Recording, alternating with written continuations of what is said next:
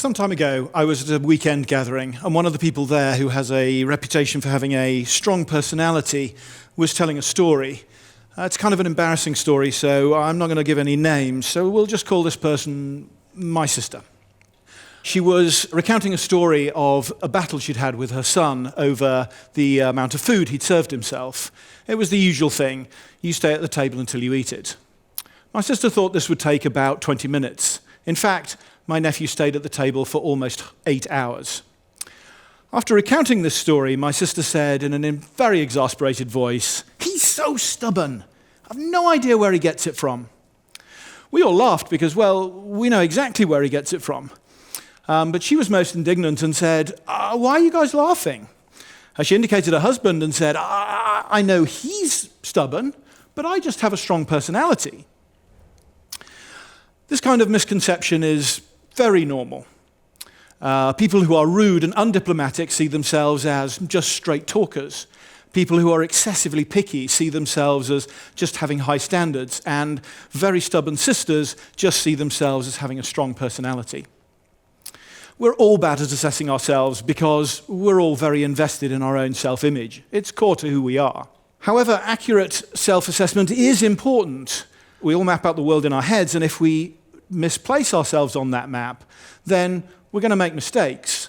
Imagine that you're set to meet a friend in a cafe for some cake. There'll be a problem if, instead of being in the correct cafe, that you're in fact in the wrong one. It's not being in the wrong cafe that's the problem. It's that you think you're already in the right place. When we map out the social world, we have to mark ourselves accurately on that map too. And this time, instead of a physical location, we have to mark our relative influence and importance. Getting this wrong and knowing why we get this wrong has big implications for how we interact with society.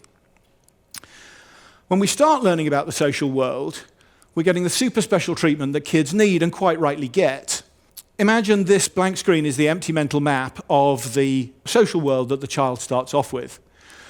On early versions of their map, they'll have themselves overrepresented. And this is because they exist in a world that's entirely geared around protecting them. But this situation, of course, can't continue. As they grow up, they have to learn to fit in more and more and contribute more and more. They have to learn to share with a baby brother or sister, maybe, and share with all the kids at kindergarten, and help with the washing up and general maintenance. They get their perception of themselves pushed back to a healthy adult level. Let's just mark that healthy adult level with a blue line, and I call these people blue liners. Remember, the grey area is the extent of their influence. The blue line is their perception of the extent of their influence. The growing child learns this healthy perception because they don't really have a choice, because parents, teachers, and the wider world have an inordinate amount of power over the children. The blue liner doesn't have to fit in all the time, but because they have learned how to as a kid, they can fit in fairly easily when it's appropriate. However, there is a time limit on those superior forces that allow the world to teach the child. If the child doesn't get pushed back to the blue line soon enough, if they only get pushed back to as far as, say, here, then there will be a problem, and the world will have difficulty teaching them the reality of their situation. And you'll be surprised to know I call these people redliners. When the kid is 10, they have so little power that they don't have a choice. However, as adults, redliners do have a choice. If they don't like what their friends say, they can get new friends. If they don't like what their boss says, they can get a new job. When the adult redliner interacts with the outside world, there is going to be extra conflict. The redliner could accept reality, update their map and become a blue liner, but that involves a big hit to their ego. Accepting that you aren't as special as you thought you were isn't easy. And this time, the battle isn't between a 10-year-old and the rest of the world. This time, the battle is between two more equally balanced adults.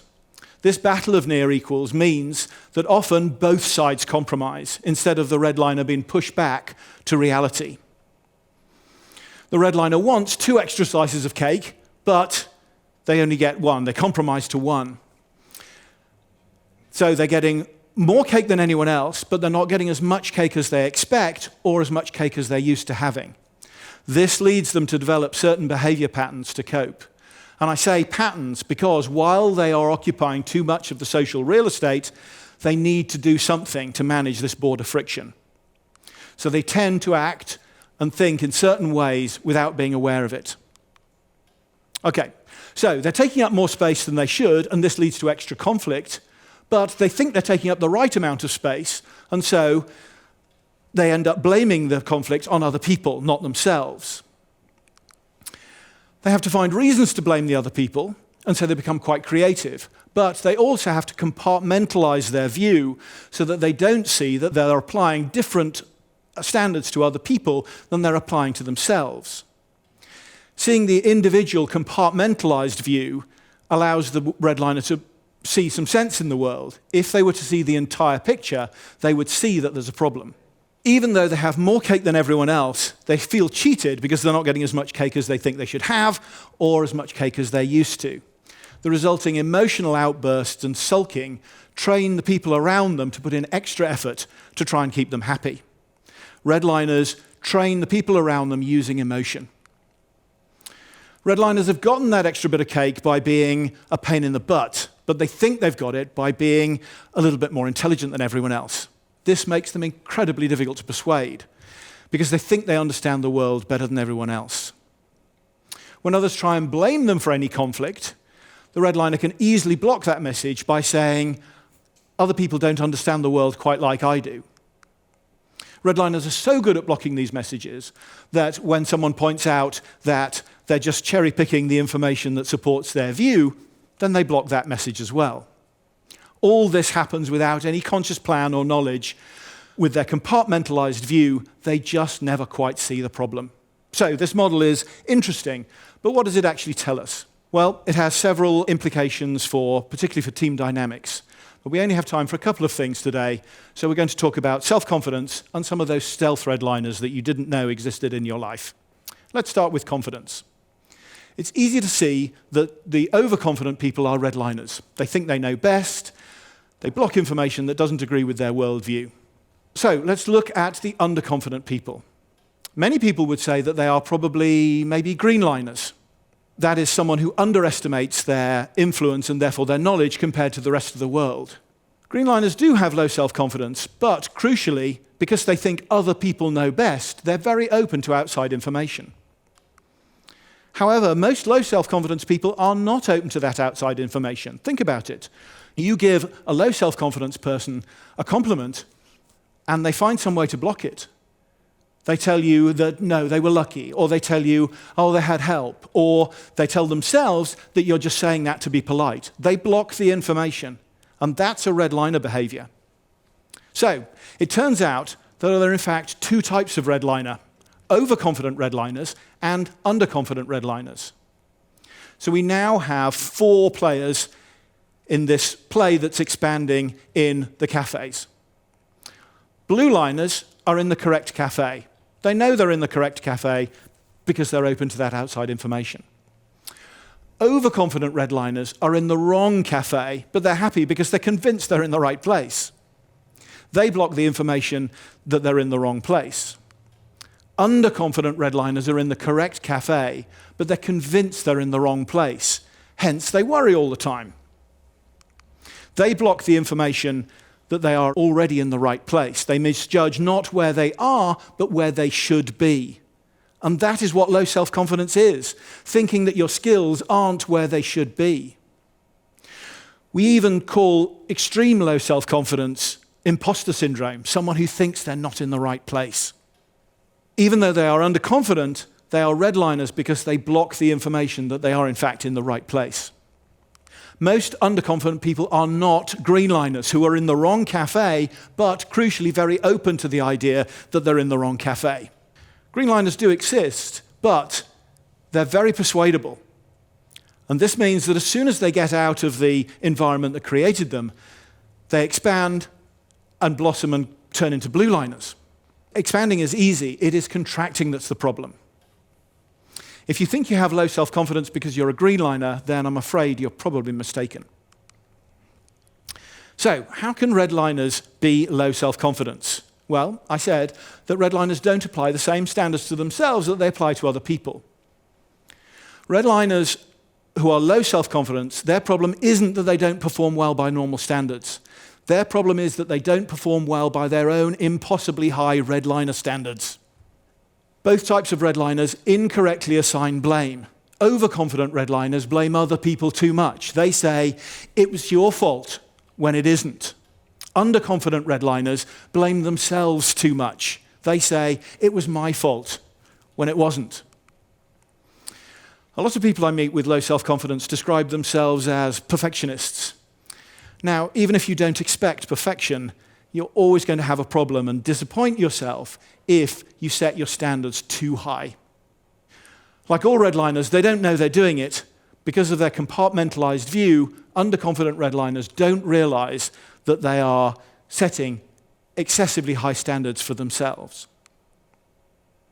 This model also tells us something that you might find counterintuitive, and that is that most people think that gaining self-confidence will feel good. But in fact, we know from this model that gaining self-confidence will actually feel bad. It will feel bad because it will involve not gaining extra cake, but losing expectations. To be more confident, these low-confidence redliners need to be more realistic about their goals rather than beating themselves up about not achieving their overly high redliner goals. Overconfident redliners need to accept that they aren't as special as they thought they were. Underconfident redliners need to accept that they can't be as special as they thought they could be. Bizarrely, gaining self-confidence feels almost as bad as losing it. Contracting, going from a redliner to a blue liner, hurts. That's why we need the rest of the world to push us to make that journey. But don't let this information put you off improving your self-confidence. It's the change that's difficult. The new confidence that you get will be excellent. And the change is a one-time cost. And the new self-confidence is definitely worth that one-time and temporary discomfort. So, what about those other redliners that you might encounter in the world? A lot of them are very obvious, but some of them are really well concealed. Remember, redliners, among other things, think they know best and use emotion to control the people around them. So, that person who is really helpful all the time and corrects you all the time, they're actually just saying that you're wrong all the time. They think they know best. They're a redliner. And that person who is so fragile that everyone tiptoes around them and they get special treatment because no one wants to upset them, they're using emotion to control the people around them. They're a redliner as well. Now, you might feel bad about thinking of these apparently helpful people or vulnerable people as redliners, but they totally are, because this is about patterns. I have no problem with people giving advice, but if someone habitually tells you that you are wrong, then they're probably a redliner. It doesn't matter if they do it in a rude way or if they do it in a nice, polite, touchy-feely way, they're a redliner. A good measure is if, after interacting with them, you habitually feel inadequate or inferior in some way, then they're probably a redliner. So, how do you deal with redliners? Well, don't have the argument about the individual thing that's happening right now. Don't have the argument about today's extra slice of cake. You're treating them like they're a blue liner when in fact they are a redliner. You're thinking that they will be able to be persuaded, and that's not going to work. And you are playing their compartmentalization game. You need to point out the big picture, point out the pattern, ask them to explain the pattern. This forces them to look at the situation in more detail. So questions like, tell me, why, whenever we meet for cake, do you always expect to have the extra slice? Or tell me why, whenever someone compliments you, do you find some way to reject that compliment? They'll squirm and they'll get emotional and they'll say that you're being mean or that you're mistaken. But keep going, be patient. Don't let that emotion distract you from asking those questions. Remember, going from a redliner to a blue liner hurts. That's why we need the rest of the world to push us to make that journey.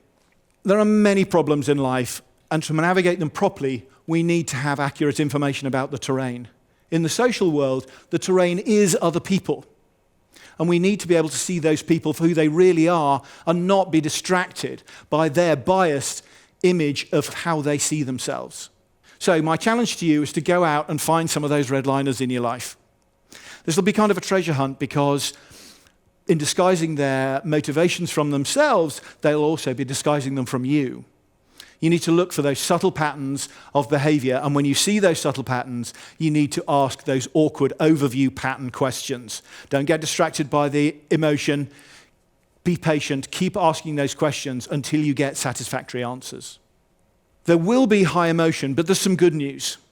You have two major advantages in this pattern argument. The first one is, it's a pattern. You're going to have no problem building up a body of evidence about the pattern. You'll have loads of examples. The second advantage is they're redliners. Yeah? They've been avoiding seeing this pattern their whole life. So when you introduce a logical argument, they are completely unprepared for it. This is, by the way, why they will go for the emotional argument. By getting them to explain it to you, they need to look in a lot more detail at the situation, which is exactly what you want. Because if they look for long enough, they will be able to see that there is a problem. Thank you.